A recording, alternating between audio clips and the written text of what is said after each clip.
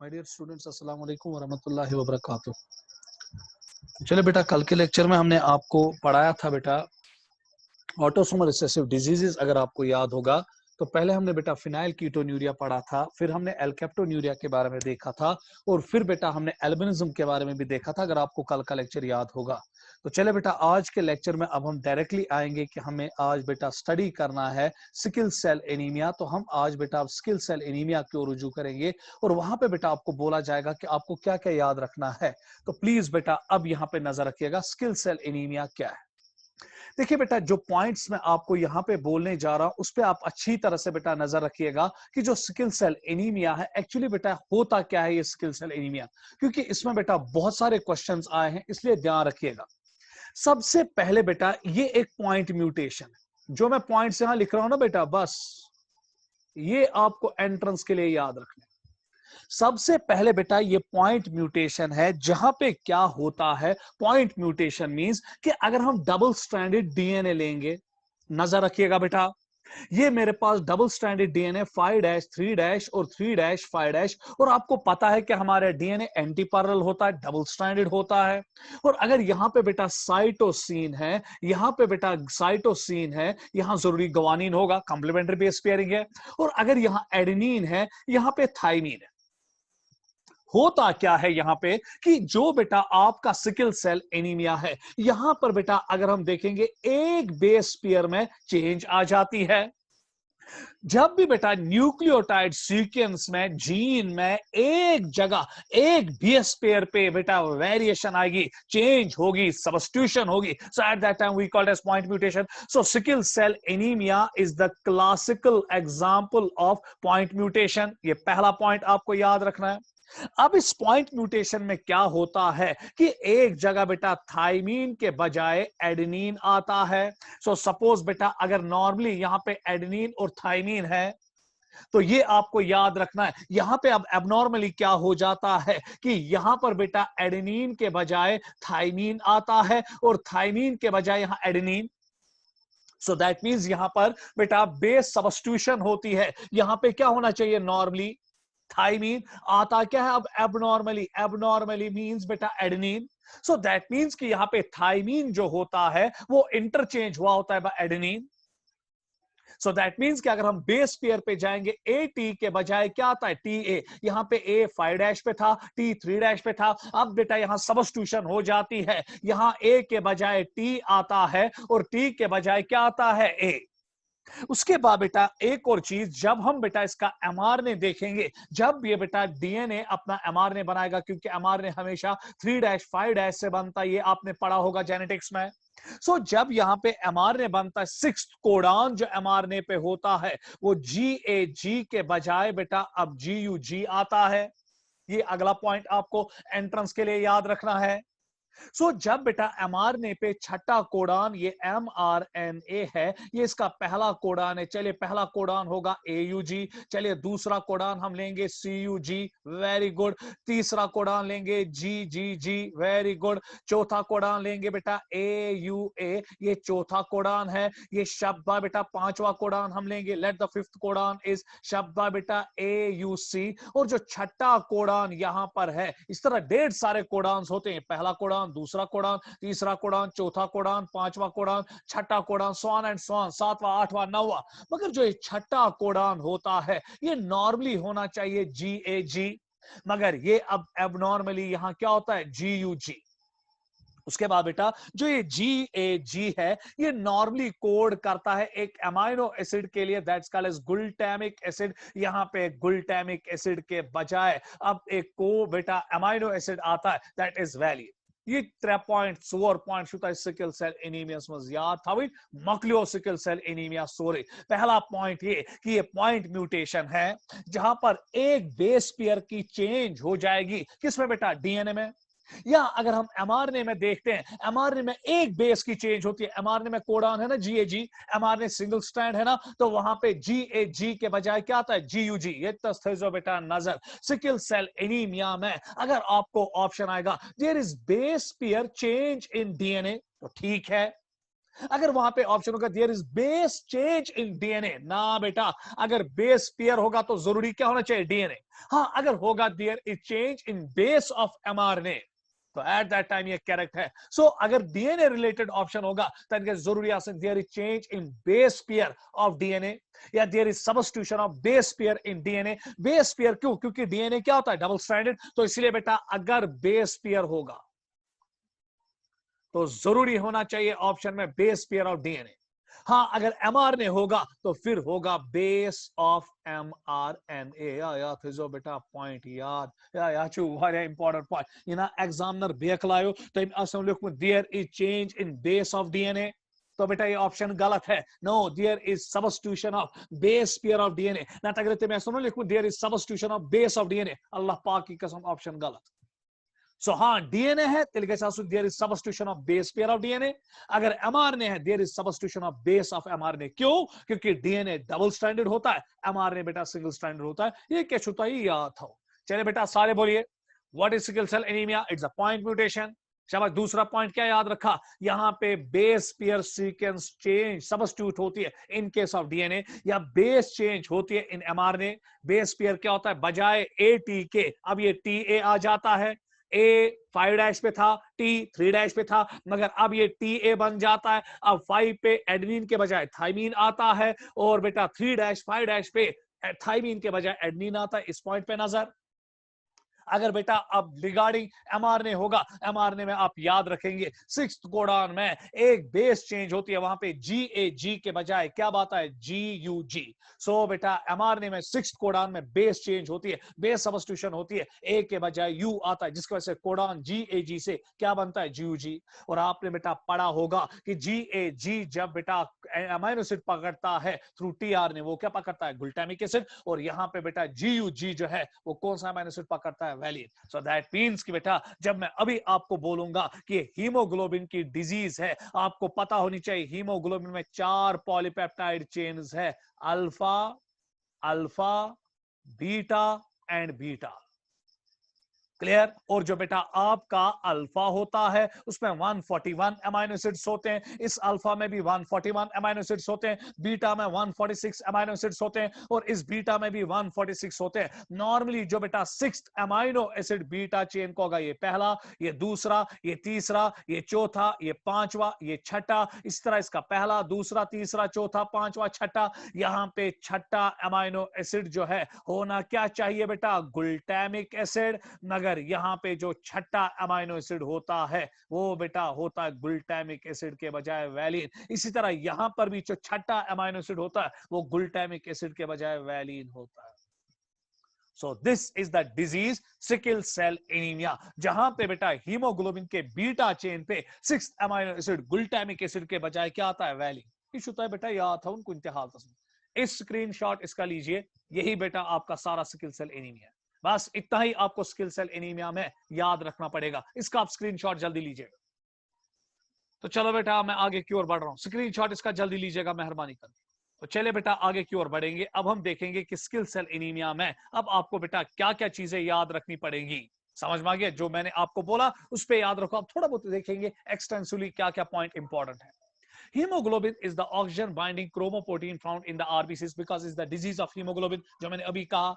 Single RBC contain 280 million haemoglobin molecules. अभी भी बेटा आप कोई चीज याद नहीं रखेंगे, haemoglobin is a globular protein, ये आपको याद रखना पड़ेगा, क्योंकि टेक्स्ट बुक में बायोमॉलिक्यूल्स में लिखा है कि जो हीमोग्लोबिन होता है वो ग्लोबुलर प्रोटीन है। ये बेटा ग्लोबुलर प्रोटीन है ना हीमोग्लोबिन। उसके बाद haem is made up of 4 porphyrin, haem में 4 पोरफायरिन होते हैं, each containing Fe2 positive ion, while as globin is made up of, क्योंकि आपको पता होनी चाहिए बेटा हीमोग्लोबिन में 2 कंपोनेंट्स है, one is called as haem and another is called as globin. और जो हीम होता है ये 4 पोरफायरिन रिंग्स का बना होता है, 1 2 3 एंड 4। और बेटा उसके बाद इसी हीम के साथ अब 4 पॉलीपेप्टाइड चेन जुड़ी होती है, alpha, alpha, beta and beta. So this component is called as haem, and haem is made up of how many porphyrin rings बेटा, 4, 1 2 3 4। और उसके बाद बेटा इसके साथ alpha, alpha, beta, beta. So this is part is called as globin. अब जो ये बेटा आपका हीम होता है या पोरफायरिन होता है, इस पोरफायरिन में बेटा एक Fe2 पॉजिटिव होता है। यहां पर भी नीट का एक क्वेश्चन आएगा जो फिजियोलॉजी में आया था। यहां पे एक Fe2 पॉजिटिव आयन, यहां पे एक Fe2 पॉजिटिव आयन, यहां पे एक Fe2 पॉजिटिव आयन। सो एक हीमोग्लोबिन के पास बेटा 4 पोरफायरिन रिंग्स होते हैं और हर किसी पोरफायरिन रिंग में एक Fe2 पॉजिटिव आयन होता है। सो Fe2 पॉजिटिव आयंस भी कितने होंगे? 4। फिर बेटा ये Fe2 पॉजिटिव कोऑर्डिनेट बॉन्ड बनाता है एक ऑक्सीजन के साथ, ये Fe2 पॉजिटिव बॉन्ड बेटा कोऑर्डिनेट बॉन्ड बनाता है एक ऑक्सीजन के साथ, ये Fe2 पॉजिटिव बेटा बनाता है कोऑर्डिनेट बॉन्ड एक ऑक्सीजन के साथ, और ये Fe2 कोऑर्डिनेट बॉन्ड बनाता है एक ऑक्सीजन के साथ। तो यही क्वेश्चन नीट में आया था कि एक हीमोग्लोबिन कितने ऑक्सीजन मॉलिक्यूल्स ट्रांसपोर्ट कर सकता है? 4। उसके बाद बेटा आप जरा गौर से देखिएगा, इसमें अल्फा 2 चेन्स है ना और बीटा 2 चेन्स है। बेटा ये टेक्स्ट बुक का पॉइंट अब आ रहा है, अगेन टेक्स्ट बुक का पॉइंट आ रहा है, वो आपकी नई टेक्स्ट बुक ने थैलेसीमिया के अंडर लिखा है, इससे बेटा थोड़ा बहुत नजर रखिएगा। Alpha polypeptide chains are encoded by HBA genes. बेटा हमारा क्रोमोसोम नंबर 16 जो है, ये आपका क्रोमोसोम नंबर 16 है, इसमें बेटा 2 किस्म के जीन्स होते हैं। ये बेटा माँ का, ये बाप का, ये माँ का, ये बाप का, ये माँ का और ये बाप का। क्या इसके होमोलॉगस क्रोमोसोम है ना? ये 2 जीन्स HBA1 और HBA2 मिलजुल के बेटा शाबाश एक पॉलीपेप्टाइड बनाएगा, and that's called as alpha polypeptide chain. और उसके बाद बेटा क्रोमोसोम नंबर 11 पे टेक्स्ट बुक ने बेटा लिखा है, हमारे पास बेटा एक जीन होता है HBB जीन, और जो बेटा क्या बनाता है? Beta polypeptide chain. इस पे नजर रखिएगा। सो आपके हीमोग्लोबिन को बनाने के लिए कुल मिला के बेटा 3 जीन्स है, जिसमें 2 जीन्स बेटा 2 जीन कॉपीज प्रेजेंट है on chromosome number 16 that form बेटा अल्फा ग्लोबुलिन, और जो आपका बेटा क्रोमोसोम नंबर 11 होता है उस पे एक जीन होता है HBB, कॉपी, एक माँ का और दूसरे बाप का, जो बेटा एक पॉलीपेप्टाइड चेन बनाता है, that's called beta polypeptide chain. आज के बाद, क्योंकि नई टेक्स्ट बुक में बेटा इस चीज को लिखा है, आज के बाद अगर आपको एंट्रेंस में क्वेश्चन आएगा हाउ मेनी क्रोमोसोम्स या how many genes responsible for hemoglobin are located on, that is जरूरी एक option chromosome number 11 and chromosome number 16। इसको बेटा आप हाईलाइट करेंगे और इसको आप बेटा अपने नीट के लिए याद रखेंगे। चले बेटा उसके बाद ईच अल्फा पॉलीपेप्टाइड चेन, अब एक अल्फा पॉलीपेप्टाइड चेन जो होती है, अभी मैंने बोला उसमें कितने अमीनो एसिड्स होते हैं? 141, और बीटा चेन में कितने होते हैं? 146। 1 oxygen molecule transports 4 molecule of oxygen, ये बेटा आपके नीट में आया। तो चले बेटा यहां पे मैंने आपको इंट्रोडक्शन दी कि आपका हीमोग्लोबिन कैसा होता है। क्यों मैंने आपको हीमोग्लोबिन की इंट्रोडक्शन दी? क्योंकि मुझे पता है, क्योंकि आपको पता होनी चाहिए, sickle cell anaemia is the disease of haemoglobin. आगे बढ़ेंगे, इसका स्क्रीनशॉट लीजिएगा बेटा, जल्दी स्क्रीनशॉट साथ साथ लेते जाओ बेटा। चले बेटा अब हम यहां पे आएंगे सिकल सेल एनीमिया पे डायरेक्टली। ये क्या है बेटा? आपको पता है ये हमारी नॉर्मल आरबीसीज है, और आपको पता है RBCs are biconcave and circular normal.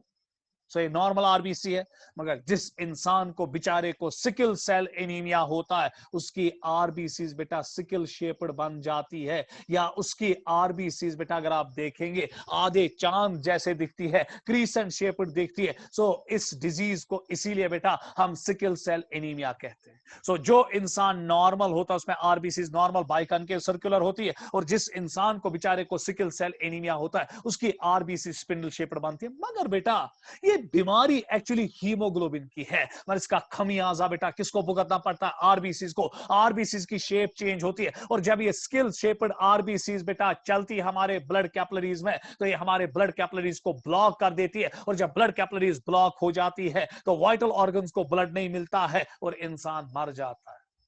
Sickle cell anaemia is an autosomal recessive genetic disorder that affects hemoglobin. बीमारी किसकी है बेटा? Haemoglobin, the molecule in red blood cells that delivers oxygen throughout the blood.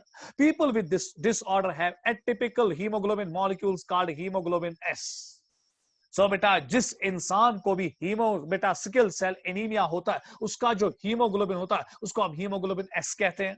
Normal haemoglobin जो होता है that's haemoglobin A, मगर इन लोगों में हीमोग्लोबिन क्या होता है एस, क्योंकि इनकी बीटा चेन पे जो 6th अमाइनो एसिड होता है बेटा वो होता है valine instead of glutamic acid. यहां पर बीटा चेन में जो 6th अमाइनो एसिड होता है बेटा HbA में, नॉर्मल हीमोग्लोबिन में, वो कौन होता है? Glutamic acid. मगर इन लोगों में बेटा जो 6th अमाइनो एसिड होता है वो ग्लूटामिक एसिड के बजाय क्या होता है? वैलिन। इन पॉइंट्स बेटा याद था, इसका स्क्रीनशॉट लीजिएगा।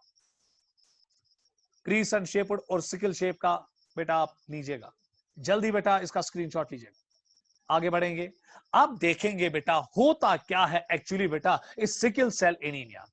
अगर आप गौर से देखेंगे नॉर्मल कंडीशन है, तो इतना साथ जो बेटा नजर, ये नॉर्मल कंडीशन है। जो लोग बेटा नॉर्मल होते हैं, जिनकी आरबीसी नॉर्मल शेप की होती है, बाई कन के विच होते हैं इसमें क्या अच्छा इस टाइम डीएनए बेटा डबल स्टैंडर्ड फॉर्म में बेटा 5' एंड पे होता है ना, ए और टी। सो जब ये एमआरएनए बनाएगा, एमआरएनए हमेशा 3' 5' बेटा स्ट्रैंड से बनता है ना, तो यहां पर बेटा ये बनेगा इसका कोडान, ये इसका कोडान, ये इसका कोडान, ये इसका कोडान, सब कुछ पड़ा है। और यहां पे नॉर्मल कोडान क्या बनेगा? GAG।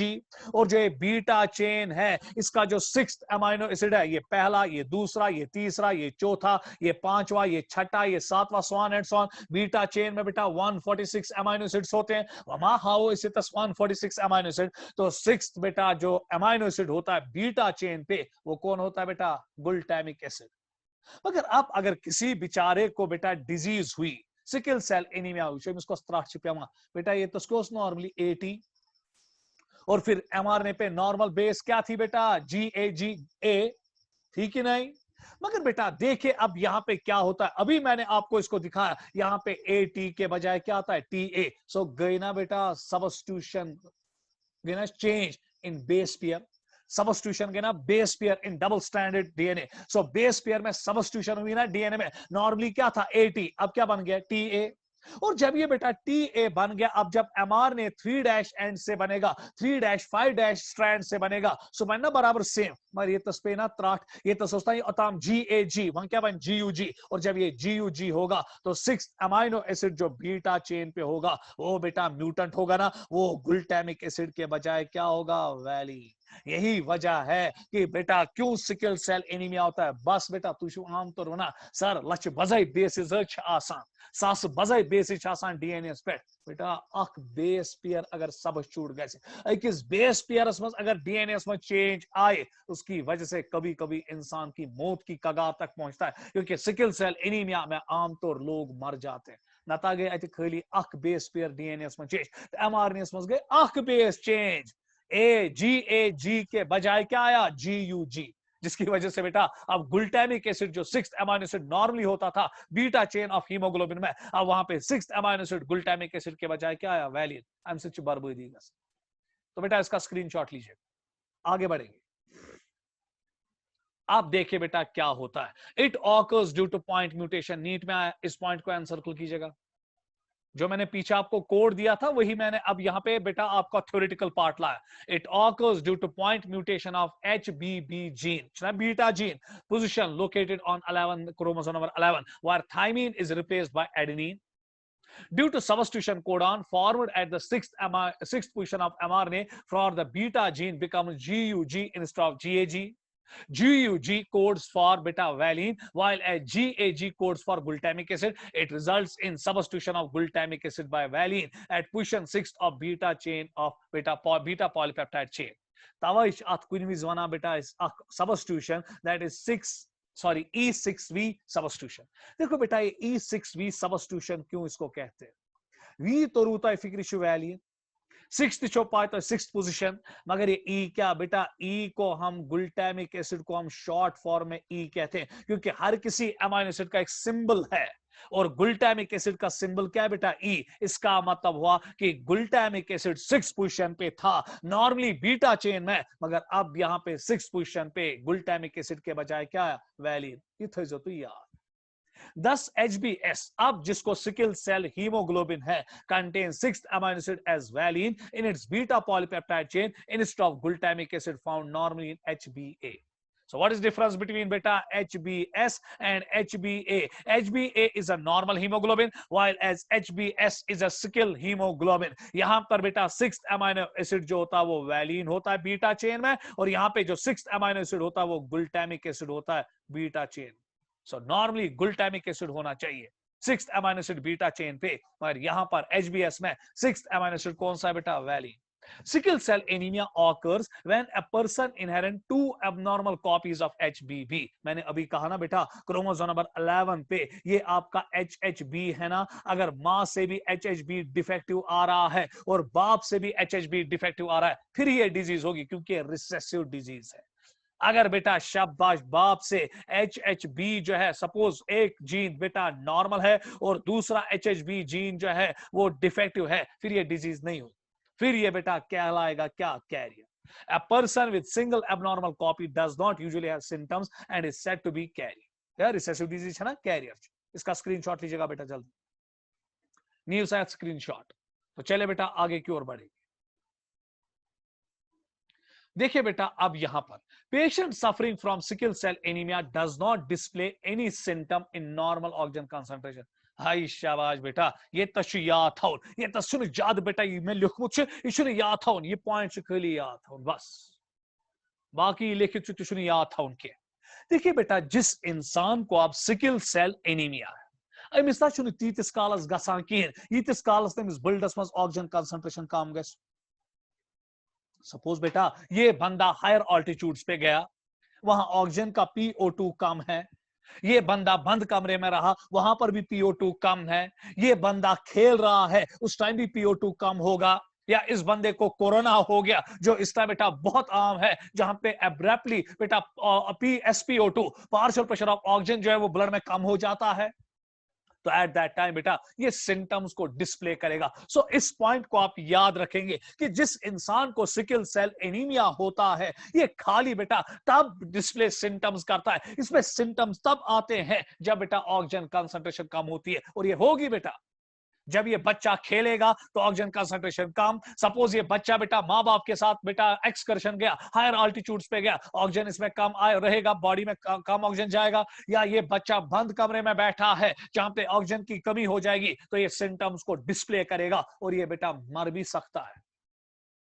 अब देखिए होता क्या है, जब बेटा ऑक्सीजन की कंसंट्रेशन कम हो जाती है तो उस टाइम क्या होता है, जो हीमोग्लोबिन है वो कंपैक्ट हो जाता है.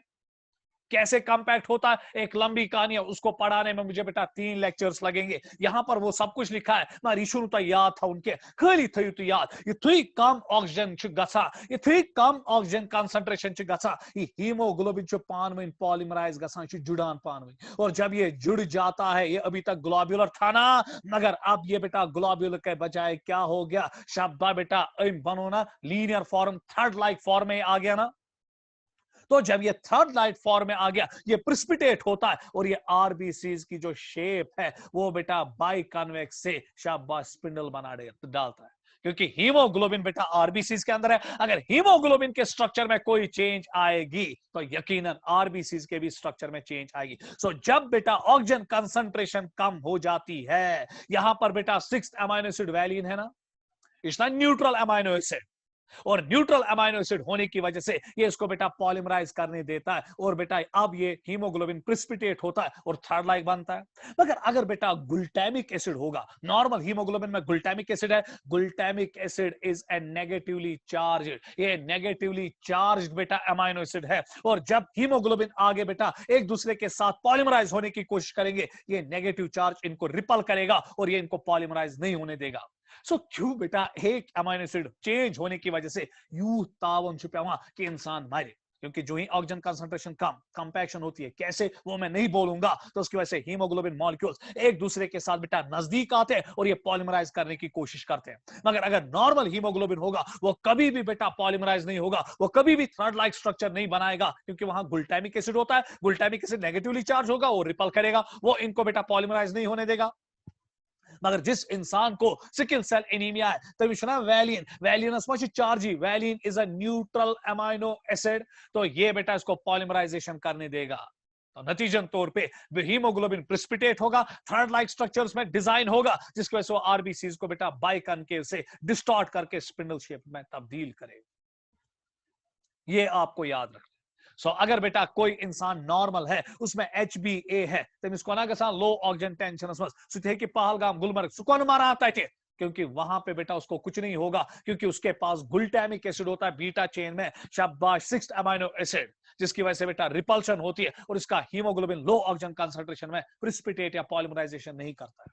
पर जिस बेचारे को बेटा हीमोग्लोबिन सिकल शेपेड है, जिसमें बेटा हीमोग्लोबिन बेटा स्किल या HbS है, उसके बेटा शाबाश 6th अमीनो एसिड जो है बीटा चेन पे वो वैलिन होता है। वैलिन इज अ न्यूट्रल, ये कोई रिपल्शन नहीं करेगा, जिसकी वजह से हीमोग्लोबिन जो है वो पॉलीमराइज होता है। बस या स्लाइड में होता है पॉइंट याद था। Symptoms occur only when oxygen concentration decrease, but only in those people who are suffering from sickle cell anemia. जिनको sickle cell anemia नहीं है, उनको कुछ नहीं होगा। तो चले बेटा अगला स्लाइड। आप देखिए बेटा यहां पे नॉर्मल डायग्राम्स पे आपको ज्यादा अच्छी तरह से समझ आएगा। तो बेटा नॉर्मल ना नॉर्मल सेल। अब हीमोग्लोबिन अगर आप देखोगे ग्लोबुलर ना छोटा छोटा जो गोल्डन कलर में आपको दिखता है, ये हीमोग्लोबिन है ना नॉर्मल। अब जिस इंसान को बेटा सिकल सेल एनीमिया होगा, देखिए उसको क्या होगा, कुस्तावन पेतेमिस। जब बेटा ऑक्सीजन की कंसंट्रेशन कम हो जाएगी, तो ये हीमोग्लोबिन देखिए कैसे बेटा एक दूसरे के साथ जुड़ा, इसलिए थर्ड लाइक स्ट्रक्चर्स बनाए ना। तो इसकी वजह से आरबीसीज को देखो बेटा क्या हुआ, ये बाइकॉनकेव से बनी ना स्पिंडल शेप। ये सबसे बेस्ट डायग्राम है जिससे आपको बेटा ये सिकल सेल एनीमिया समझ में आएगा। तो कुछ बेटा इन पॉलीमराइज दिमाग बिकॉज ऑफ बेटा वैलिन, क्योंकि वैलिन में कोई इलेक्ट्रोस्टैटिक रिपल्शन नहीं होगी, जिसकी वजह से बेटा ये हीमोग्लोबिन मॉलिक्यूल्स एक दूसरे के साथ जुड़ जाएंगे और शब्बा बेटा इस आरबीसी या हीमोग्लोबिन को थ्रेड लाइक स्ट्रक्चर में कन्वर्ट करेंगे, जिसकी वजह से आरबीसी की शेप चेंज होगी। स्क्रीनशॉट लीजिएगा इसका जल्दी जल्दी।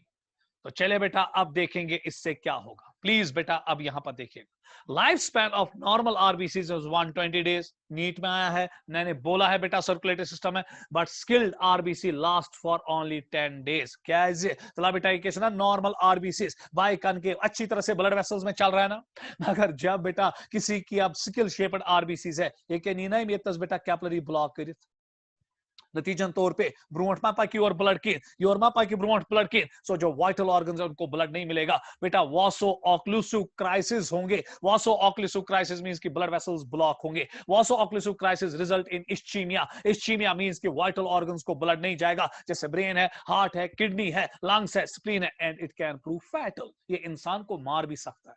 स्क्रीनशॉट लीजिए बेटा इसका जल्दी जल्दी स्क्रीनशॉट लीजिएगा इसका। आगे बढ़ेंगे। आप बेटा यहां पे नीट के 2 क्वेश्चंस आ रहे हैं, उस पर नजर रखिएगा।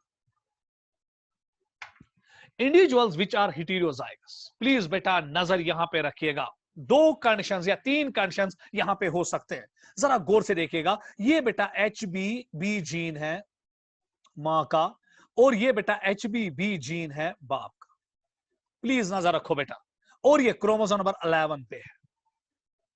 अब बेटा अगर यहां पर ये जीन भी नॉर्मल और ये जीन भी नॉर्मल, तो ये शख्स बेटा जो होगा यस ना नॉर्मल। नजर बराबर रखिएगा बेटा। अब अगर ऐसी कंडीशन आएगी, ये बेटा यहां पे HbB जीन है और ये यहां पे HbB जीन है और ये क्रोमोसोम नंबर 11 है, उसी पे तो ये दोनों जीन है, मां से एक और बाप से 2, बाप से एक। तो हर किसी जीन की 2 कॉपीज होती है, जिनको हम अलील्स कहते हैं, जो मैंने कल भी आपको बोला था। उसके बाद अगर ये डिफेक्टिव है और ये नॉर्मल है, दैट मींस कि बेटा ये S है, ये चाहता है कि हीमोग्लोबिन जो है शाबाश वो प्रिसिपिटेट हो जाए। मगर ये नॉर्मल है, एट दैट टाइम ये इंसान कैरियर होगा।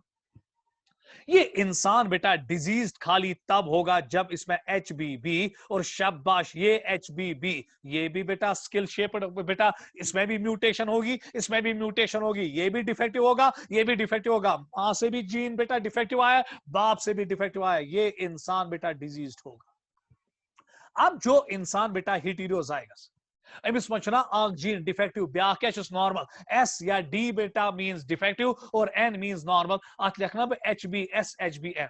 Are resistant to malaria. आई शाबाश बेटा, ये पॉइंट छुता याद था। नीट में बेटा ये 2 बार ये क्वेश्चन आया। जिन लोगों को बेटा हिटीरियोजाइगस कंडीशन होती है, मारन की, क्योंकि नॉर्मल जीन जो है वो बेटा कंपनसेट करेगा इस डिफेक्टिव जीन के असर को, क्योंकि रिसेसिव डिजीज है।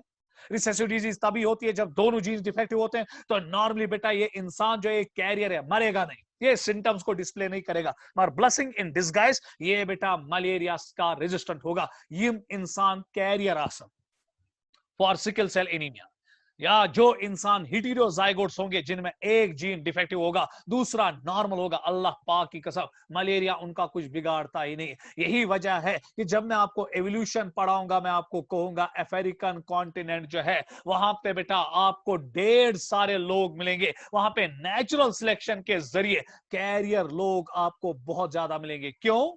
क्योंकि बेटा मलेरिया जो अफ्रीका जो है ये मलेरियन प्रोन एरिया है। यहां पर बेटा आपको एनाफोलिस मॉस्किटो भी मिलेगी जो वेक्टर है प्लाज्मोडियम के लिए, और यहां पे आपको एक प्रोटोजोआ भी भरपूर मिलेगा, दैट्स प्लाज्मोडियम, जो बेटा मलेरिया करता है। क्योंकि मलेरिया जो है वो बेटा फैलता है due to the bite of a female anopheles mosquito, जिसके सलाइवा में बेटा प्लाज्मोडियम प्रोटोजोआ होता है। अब अफ्रीका में मलेरिया ज्यादा है, सो जो लोग अफ्रीका में बेटा नॉर्मल है एचबीएन जिनमें दोनों चीज नॉर्मल है, जब उनको सुचू उड़ावा मलेरिया, और जो लोग बेटा कैरियर्स है उनका मलेरिया कुछ नहीं बिगाड़ता है, ना उनका सिकल सेल एनीमिया कुछ बिगाड़ता। अब क्वेश्चन ये उठाना कि ये क्यों बेटा रेजिस्टेंट होते हैं। In heterozygotes carrier 50% haemoglobin is normal and 50% haemoglobin is abnormal. कैस की बेटा इतना आख जीन डिफेक्टिव ब्याह क्या नॉर्मल, इसकी वजह से बेटा ये कोडोमिनेंस की एग्जांपल है।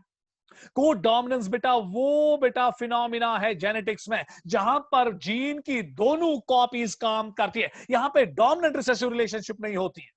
जैसे कैपिटल टी और स्मॉल टी, यहां पर बेटा जो टी प्लांट है वो टाल बनता है, सो कैपिटल टी डोमिनेंट है, स्मॉल टी रिसेसिव है। सो यहां डोमिनेंट रिसेसिव रिलेशनशिप चल रही है। क्या करोगे बेटा, जैसे आपका ब्लड ग्रुप ए बी है, तचना ए एंटीजन त्यासम बी एंटीजन, तचना दोनों जीन्स पानी कम करान। इसी तरह बेटा जिसके पास बेटा HBS और HBN एक जीन डिफेक्टिव और दूसरा नॉर्मल, सो ये बेटा बहुत क्लासिकल एग्जांपल दिखाता है सिकल सेल एनीमिया में, क्योंकि इसके हीमोग्लोबिन आरबीसीज में जो हीमोग्लोबिन होता है 50% HBS होता है और 50% बेटा HB शाबाश N होता है।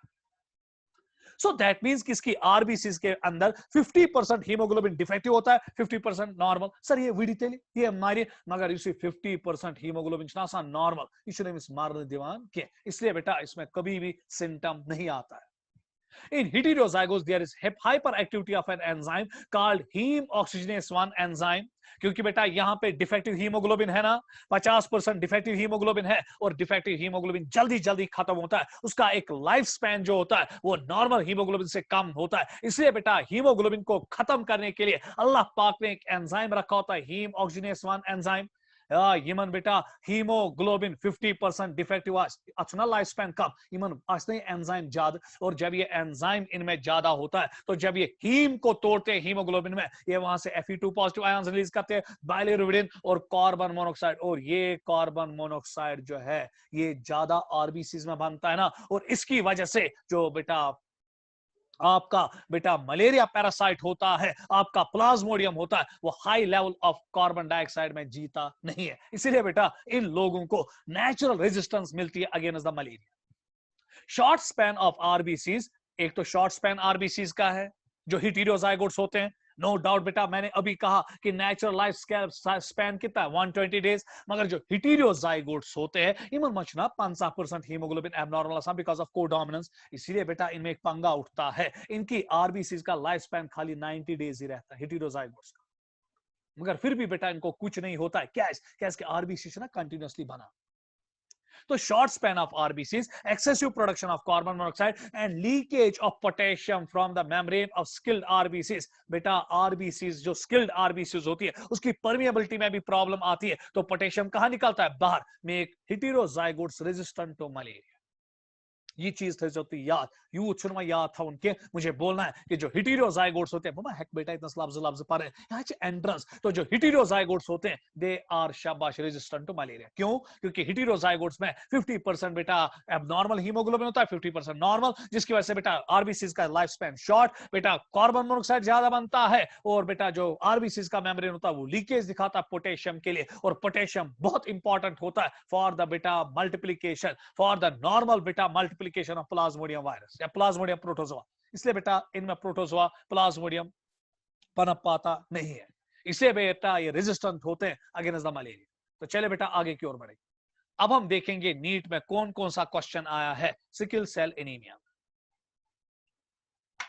पहला point, sickle cell anaemia is caused by substitution of valine by glutamic acid। वुचो एग्जामिनर क्या चाल किस करूं, valine by glutamic acid ना अच्छु गसान glutamic acid by valine गो ये मिस न पाई आसे बेटा जो मैंने इनिशियली कोड आपको दिया G is converted to V या G is सब कन्वर्ट नहीं कह सकते, G is substituted by V, चुना लिखो V by G, सो ये गलत ऑप्शन, सो G भी छुता याद जीवे समझ में आ गया, जी वे समझ में आ गया, तो चुना बना क्यों इससे जीवे जिंद समझ में आ गया, सो जी वे, सो दैट मींस बेटा आपके नीट में आया था वीजे ना अच्छु वीजे का क्या अच्छु जीवे का मकलियो ना caused by a change in a single base pair of DNA। Single base pair of DNA, मैंने कहा था अगर डीएनए होगा तो सिंगल बेस पेयर होना चाहिए। अगर बेटा ये तसाशो ये कोई डीएनए के बजाय तो नजर रखो बेटा ऐसा डीएनए के बजाय एमआरएनए, अल्लाह पाक की कसम ये ऑप्शन गलत था, तेलुगु सासुन सिंगल बेस कैसे तचना का GUG GAG बजाय सुनो GUG तचना बेटा GAG के बजाय आता ना GUG तचना ए तो यूएस में चेंज का, सो इसीलिए बेटा अगर होगा डीएनए तो फिर base pair, so this option is correct क्योंकि caused by a change in a single base pair of DNA। उसके बाद बेटा caused एक के ब्याह पॉइंट शेतनस्ता मुसीबत वाथे characterized by elongated sickle like RBCs with a nucleus। Sir अते RBC च sickle shaped आसान, ये ऑप्शन ठीक है, वुचन क्या औसत चालाकी करमस विद ए न्यूक्लियस। आपको पता है कि हमारी आरबीसी जो होती है वो डिन्यूक्लिएटेड होती है, ये वुचमुत तो पाई सिकल शेप्ड ना टेम्प्ट आरबीसी सिकल शेप्ड, तो ये ऑप्शन ठीक है, सो आप इसी को दोगे, अगर मुन्ना भाई होंगे तो दोगे, मगर बेटा जहर वो विद न्यूक्लियस, आरबीसी में न्यूक्लियस नहीं होता है, इसलिए ये ऑप्शन भी नहीं आएगा। And autosomal linked dominant trait, no, it's an autosomal recessive trait, the answer is B। उसके बाद बेटा अगला question, both sickle cell anemia and Huntington's chorea are। बेटा आपको पता है sickle cell anaemia autosomal recessive disease है, और जब मैं बेटा अभी आज ही के लेक्चर में आपको ऑटोसोमल डोमिनेंट डिजीजेस के बारे में रूबरू करवाऊंगा तो मैं वहां कहूंगा Huntington's chorea is autosomal dominant disease. So ये बेटा दोनों जेनेटिक डिसऑर्डर्स है, और जो कोई भी जेनेटिक डिसऑर्डर है वो हमेशा कंजेनाइटल होता है। Congenital means by birth, from birth, ये पैदाइशी होता है। तो इसीलिए बेटा virus related diseases no, bacterial related disease no, pollutant induced disorder no, it's a congenital disorder. अगला क्वेश्चन जो नीट में आया था, sickle cell anaemia has not been eliminated from the African population because. बेटा आपको पता है ये क्यों नहीं एलिमिनेट हो गया है फ्रॉम द शब्बाई बेटा फ्रॉम द अफ्रीकन पॉपुलेशन। ये ऑप्शन बेटा यहां गलत है, बी नहीं है इसका ऑप्शन, अप्लाई करूं ठीक, एक मिनट बेटा एक मिनट, बी इसका ऑप्शन नहीं है, सॉरी बेटा। अब ऐसे ही आपकी जब गलती हो गई यहाँ पे जो टाइपिस्ट है उसकी गलती हो गई, इसका आंसर है D. Sickle cell anemia has not been eliminated from African population because it is controlled by dominant gene, ये पहले ही गलत है। It is controlled by recessive gene, ये ठीक है। सो ये ऑप्शन बेटा आ सकता है, इसीलिए बेटा आपका जो कंप्यूटर ऑपरेटर है उसने बहुत सारी बायोलॉजी मेरे पास सीखी है, तम गोमुत बेटा तवे तुम पे गड़बड़ तो कैसे हो गड़बड़ तम इथे पे गड़बड़ कर क्या कम नॉलेज ना बड़ा खतरनाक का। It is not a fatal disease, समझ में आ गया, ये फैटल डिजीज है। It provides immunity against malaria. बेटा अब यहां पे दो ऑप्शंस दावेदारी कर रहे हैं ना, it is controlled by recessive genes and it provides immunity against malaria. बेटा अफ्रीकन कॉन्टिनेंट की बात आ रही है ना, अफ्रीका में जो लोग हैं उनमें बेटा मैंने अभी कहा कि बहुत सारे लोग वहां पर बेटा सिलेक्ट हो गए जिनमें HBS और HBN है। तो लॉजिकली बेटा it provides immunity against malaria. So this is the best answer. ये बेटा इसका आंसर नहीं है, प्लीज. इसको मैंने अभी डिस्कस भी किया. तो चले बेटा अगला क्वेश्चन. सो इसका ऑप्शन ठीक कीजिएगा बेटा. It provides immunity against malaria. So इसको बेटा ठीक कीजिएगा मेहरबानी. चले बेटा अगला क्वेश्चन बेटा जो अब आपके नीट में आया था, गौर से देखिएगा. Which of the following condition, though harmful in itself, is also potential savior from a mosquito-borne infectious disease? बेटा mosquito-borne infectious disease छना बेटा शाबाश मलेरिया. या विना उनमो दोमुना ज क्वेश्चन च वात मजाम.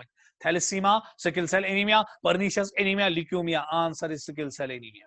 Which of the following is an example of pleiotropy? ये भी नीट में आया बेटा. आपने पढ़ा होगा, प्लीज बेटा नजर रखिएगा, आपने पढ़ा होगा कि पीलियोट्रॉपी जो है वहां पर एक जीन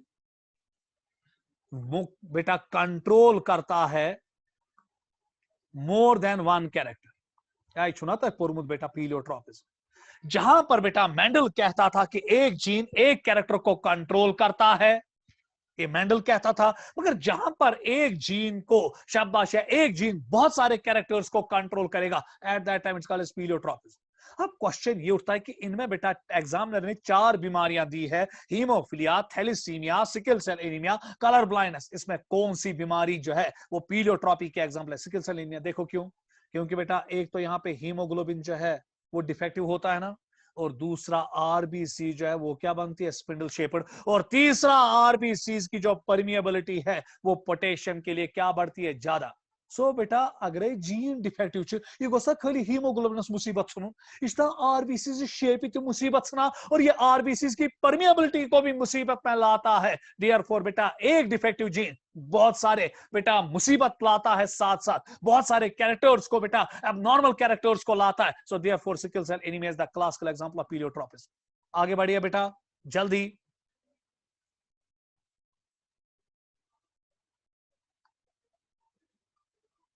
अगला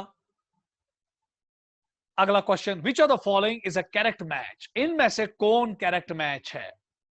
down syndrome 21st chromosome, sickle cell anaemia. Sickle cell anaemia का ऑप्शन है इसलिए बेटा मैंने यहां लाया सिकल सेल एनीमिया. क्या sickle cell anaemia Y chromosome disease है ना? It's a autosomal disease. गलत. हीमोफिलिया बेटा वाई क्रोमोसोम डिजीज है ना? It's a x linked chromosome. Parkinson's बेटा जो डिजीज है वो शाबाश बेटा कोई जेनेटिक डिसऑर्डर नहीं है. तो इसमें आंसर था डाउन सिंड्रोम, क्योंकि डाउन सिंड्रोम जब मैं आपको पढ़ाऊंगा it's the trisomy of 21st chromosome. चले sickle cell anaemia induced change of amino acid in alpha chain of hemoglobin? No. Change of amino acid in beta chain of hemoglobin? Yes. Shabash. Change of amino acid in both alpha and beta? No. Change of amino acid in either alpha or beta chain? No. So बेटा sickle cell anaemia में ये बेटा अगले 2 questions थे. आगे बढ़िए. अगला question. The most striking example of point mutation is found in a disease called sickle cell anemia. तो चलिए बेटा इसका भी आप स्क्रीनशॉट जल्दी लीजिए. Cystic fibrosis. नहीं बेटा याद रखना है उतना बेटा इस पे नजर नहीं रखना है, खाली एक जगह बेटा इस पे आपको नजर रखनी पड़ेगी जो मेरे लिए इंपॉर्टेंट है. बेटा ये जो डिजीज है सिस्टिक फाइब्रोसिस, यहां पर बेटा एक जीन की म्यूटेशन हुई होती है, दैट्स कॉल्ड CFTR जीन, जो लोकेट होता है क्रोमोसोम नंबर 7 पे. याद रखने की कोई जरूरत नहीं. उसके बाद CFTR is responsible for formation of membrane protein called cystic fibrosis transmembrane conductance regulator protein, which is the important component of the chloride ion channel. ये थे यार. सो बेटा जो ये CFTR जीन है जो लोकेट होता है क्रोमोसोम नंबर 7 पे, ये हमारी सेल्स में प्लाज्मा मेम्ब्रेन पे एक बेटा चैनल बनाता है which is responsible for movement of chloride ions. इसी याद था बस. और ये कहां पे आपको ज्यादा मिलते हैं? एक तो एक्सोक्राइन ग्लैंड्स में, स्वेट ग्लैंड्स में, इंटेस्टाइनल ग्लैंड्स में और रेस्पिरेटरी एपिथेलियम. बस बेटा इशू तो याद था कि इसमें क्लोराइड चैनल्स जो है ये बेटा इसके लिए जो बेटा जो CFTR जीन है ये क्रोमोसोम नंबर 7 पे होता है और ये एक चैनल बनाता है cystic fibrosis transmembrane conductance regulator protein channel, जो मूवमेंट करवाता है किसकी? क्लोराइड आयंस की. बस बेटा ये याद रखना है क्लोराइड आयंस की मूवमेंट. अब जरा बेटा गौर से देखिएगा, जिन लोगों में ये जीन म्यूटेट हुआ होगा तिमन मा बनी बेटा CFTR चैनल, तिमन मा कैसी क्लोराइड आयन मूवमेंट. तो देखिए बेटा इन लोगों को क्या होगा, नजर बराबर रखिएगा प्लीज बेटा, नजर यहां पे रखिएगा। ये कैसे CFTR चैनल, यहां पर बेटा ये CFTR चैनल है, मगर फर्क है, ये CFTR चैनल जो है ये स्वेट ग्लैंड्स की है, क्योंकि इसमें बेटा डिफरेंस है। और जो ये CFTR चैनल है ये CFTR चैनल जो है ये बेटा आपके रेस्पिरेटरी ट्रैक्ट की है, ये आपके CFTR चैनल इंटेस्टाइन्स की है, ये CFTR चैनल आपके पैनिक्रियाटिक डक्ट की है। अब बेटा मैंने क्यों ये CFTR चैनल्स बेटा अलग अलग निकाली है स्वेट ग्लैंड्स की और बाकी चीजों की, क्योंकि स्वेट ग्लैंड में प्लीज बेटा यहां की ओर देखिएगा, ये CFTR चैनल क्लोराइड आयंस को कहां लाती है, अंदर। ये किसना क्लोराइड आयंस नॉर्मली अंदर ही, मगर बेटा बाकी जगह ये CFTR चैनल क्लोराइड आयंस को कहां निकालती है, बाहर। और आपको पता है बेटा, जरा गौर से यहां पर देखिएगा, जो आपकी बेटा नॉर्मल CFTR चैनल है स्वेट ग्लैंड्स की, वो क्लोराइड आयन को कहां लाती है, अंदर, और सोडियम आयंस को भी अंदर लाती है। सो इसकी वजह से बेटा जो सोडियम है और क्लोराइड है वो आपकी बेटा किन में अंदर आता है, बेटा आपके स्वेट ग्लैंड की सेल्स में। अब अगर बेटा ये क्लोराइड या CFTR चैनल अंदर बेटा एब्सेंट होगी, ये है ना एब्सेंट, एबनॉर्मल, ये वाला एबनॉर्मल पार्ट है ना, अगर आप गौर से देखेंगे यहां पे CFTR चैनल नहीं है, इसका मतलब ये हुआ कि जो स्वेट बेटा बनेगा, समझ में आ गया, तात्पर्य आयसना सोडियम तो chloride Waria. So that means कि बेटा जिन लोगों को सिस्टिक फाइब्रोसिस होता है उनके पसीने में ढेर सारा सोडियम क्लोराइड होता है, जिसकी वजह से बेटा उनके स्किन से नमकीन मजा आता है, सलाइन टेस्ट। सो बेटा मौसी सिमेला स्किन किमसा सिमान फिनाइल कीटोन्यूरिया, कैसे तम सिविटा सिटोसन या ना, कल का लेक्चर याद करो, फिनाइल पायरुविक एसिड। और जिस इंसान को बेटा सिस्टिक फाइब्रोसिस होता है, अल्लाह पाक की कसम, उसके स्वेट में सोडियम क्लोराइड की लेवल्स बहुत ज्यादा होती है, क्योंकि उसके स्वेट ग्लैंड्स में CFTR चैनल नहीं है। जब CFTR चैनल नहीं है तो स्वेट से बेटा सोडियम और क्लोरीन सेल्स के अंदर नहीं जाता है, तो वो बेटा स्वेट में ही रहता है, इसकी वजह से इसके पसीने में बहुत ज्यादा नमकीन मजा होता है। और अगर बेटा आप इस बच्चे के स्किन को लिक करोगे, आपको बहुत ज्यादा नमकीन मजा आएगा। उसके बाद अगर बेटा हम बाकी ग्लैंड पार्ट्स में आएंगे, रेस्पिरेटरी ट्रैक्ट में, इंटेस्टाइन्स में, पेनिक्रियाटिक डक्ट्स में, तो देखिए बेटा वहां क्या होता है CFTR चैनल में। वहां CFTR चैनल्स क्या करते हैं, वो क्लोराइड आयंस को कहां फेंकते हैं, बाहर, सोडियम को भी कहां फेंकते हैं, बाहर, और वाटर को भी कहां फेंकते हैं, बाहर, जिसकी वजह से जो म्यूकस होता है वो नॉर्मल होता है, उसमें सोडियम भी होता है और वाटर भी ढेर सारा होता है, जिसकी वजह से उसका बेटा विस्कोसिटी नॉर्मल होता है। मगर अगर किसी में सिस्टिक फाइब्रोसिस चैनल एब्सेंट है, ये चैनल्स एब्सेंट है इंटेस्टाइन्स में या पेनिक्रियाटिक डक्ट में या रेस्पिरेटरी ट्रैक्ट में, युस म्यूकस अच्छु बना, तथ म्यूकसस मज मा छी आप, तथ म्यूकसस मज मा छी सोडियम, कैसे सोडियम क्लोराइड आसने के आप ते आसने किहिन, तो उनका म्यूकस डिहाइड्रेटेड होता है। डिहाइड्रेटेड मींस कि उसकी विस्कोसिटी बहुत ज्यादा होती है। एज्यूम करो अगर आपके रेस्पिरेटरी ट्रैक्ट में म्यूकस है मगर उसकी विस्कोसिटी क्या है, ज्यादा, वो गाढ़ा होगा ना, ये म्यूकस में क्योर खिंचती, ये करना ब्लॉक रेस्पिरेटरी ट्रैक्टस, जिसकी वजह से बेटा इन लोगों को जिनको सिस्टिक फाइब्रोसिस होता है, इनका रेस्पिरेटरी ट्रैक्ट ब्लॉक होता है due to viscous mucus, because of absence of chloride channels, जिसकी वजह से सोडियम जो है, शाबाश, वाटर जो है वो बेटा नहीं जा पाता है म्यूकस में। तो नतीजन तौर पे बेटा इनका जो म्यूकस होता है वो डिहाइड्रेटेड होता है, वो विस्कस होता है, जिसकी वजह से बेटा इनका रेस्पिरेटरी ट्रैक्ट पूरा ब्लॉक हो जाता है और ये मर जाता है। So this was all about your cystic fibrosis. तो चले बेटा अगला आगे की ओर बढ़ेंगे। यहां पे थोड़ा बहुत cystic fibrosis पे नजर रखिएगा। It mainly affects lungs, liver and pancreas. In lungs there is accumulation of shabba thick and viscous mucus which leads to clogging of the airways and results in decreased mucociliary clearance. Pancreatic secretions become viscous and it results in pancreatitis and insufficient digestion. Bile secrete yosti secretion का बनना सब इन सरी के सरी क्या बेटा viscous, except बेटा क्या sweat, क्योंकि sweat में बेटा उल्टा है ना, वहां पे सोडियम क्लोराइड और पानी भी बहुत ज्यादा निकलेगा ना, क्योंकि जब सोडियम क्लोराइड स्वेट से ज्यादा बाहर निकलेगा वो पानी भी अपने साथ बहुत ज्यादा खींच के निकालेगा। मगर बाकी जितनी भी सिक्रीशंस बाकी ग्लैंड्स की होगी वो क्या बनेगी, विस्कस। चले बेटा अगला क्वेश्चन जो आया है सिस्टिक फाइब्रोसिस पे। Which of the following is not a hereditary disease? All genetic disorders are hereditary disease. Cystic fibrosis, hereditary disease. Genetic disorder, thalassemia, genetic disorder. Hemophilia, genetic disorder. Answer आएगा cretinism. क्यों? क्योंकि जो cretinism है, ये मैंने आपको पढ़ाया था फिजियोलॉजी में, ये होता है due to the hyposecretion of thyroxine. So ये थायराइड रिलेटेड बेटा डिजीज है, हार्मोन रिलेटेड डिजीज है, ये बेटा जेनेटिक डिजीज नहीं है, इसे हेरिडिटी डिजीज नहीं है, क्योंकि all genetic disorders are heredity, pass on होते हैं फ्रॉम पेरेंट्स टू ऑफस्प्रिंग्स। तो चले बेटा अगला, थैलेसीमा। इस पे बेटा मैं दावा करता हूं इस साल क्वेश्चन होगा, मेरा दावा इस पे क्वेश्चन होगा, क्योंकि टेक्स्ट बुक ने बेटा पहली बार इंट्रोड्यूस किया है, इससे पहले आपकी टेक्स्ट बुक ने बेटा इंट्रोड्यूस नहीं किया था, तो इसलिए बेटा नजर बराबर रखिएगा, और बराबर इसी तरीके से टेक्स्ट बुक ने इसको कहा है। जैसे सिकल सेल एनीमिया हीमोग्लोबिन की डिजीज थी, इसी तरह थैलेसीमा भी हीमोग्लोबिन रिलेटेड डिजीज है। जैसे बेटा मेरा दावा है कि इस साल थैलेसीमा पे क्वेश्चन होगा, आप जरा गौर से देखिएगा, फिर हम सिकल सेल एनीमिया को और इसको बेटा कैसे एक दूसरे के साथ डिफरेंशिएट करेंगे। प्लीज बेटा यहां पे नजर रखिएगा। अभी मैंने आपको कहा, अगर आपको याद होगा, आज थोड़ा बहुत बेटा इंपॉर्टेंट लेक्चर चल रहा है, क्योंकि इसीलिए बेटा स्पीड घट रही है, क्योंकि ये सारे इंपॉर्टेंट लेक्चर्स है, क्वेश्चंस डेट सारे इसमें आए हैं। स्पेशली सिकल सेल एनीमिया में मैंने अभी आपको कहा कि कितने क्वेश्चंस आए हैं, तो लॉजिकली बेटा नजर रखिएगा।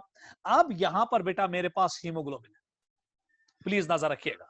ये हीमोग्लोबिन जो है, इसमें बेटा 4 पायरोल रिंग्स होते हैं, और इन 4 पायरोल रिंग्स को हम कलेक्टिवली हीम कहते हैं। फिर इस बेटा पायरोल रिंग पोरफायरिन के साथ अल्फा, इस पोरफायरिन के साथ अल्फा, इस पोरफायरिन के साथ बीटा, इस पोरफायरिन के साथ बीटा।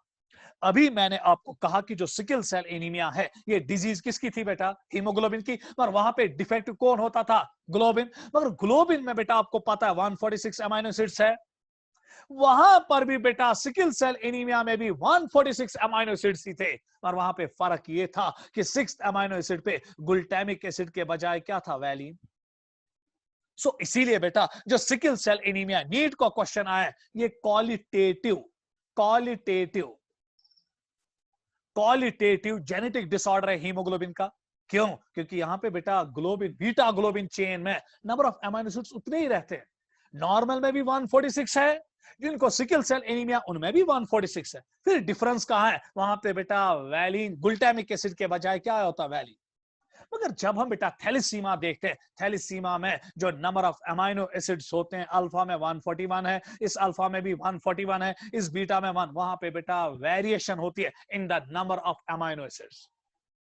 वहां पे कभी कभी बेटा अल्फा चेन बनती ही नहीं है, वहां पे कभी कभी बीटा चेन बनती ही नहीं है। इसीलिए बेटा थैलेसीमा हम आगे जाके आपको कहेंगे कि मेजर 2 किस्म का होता तो 3 किस्म का है, मेजर 2 किस्म का अल्फा थैलेसीमा।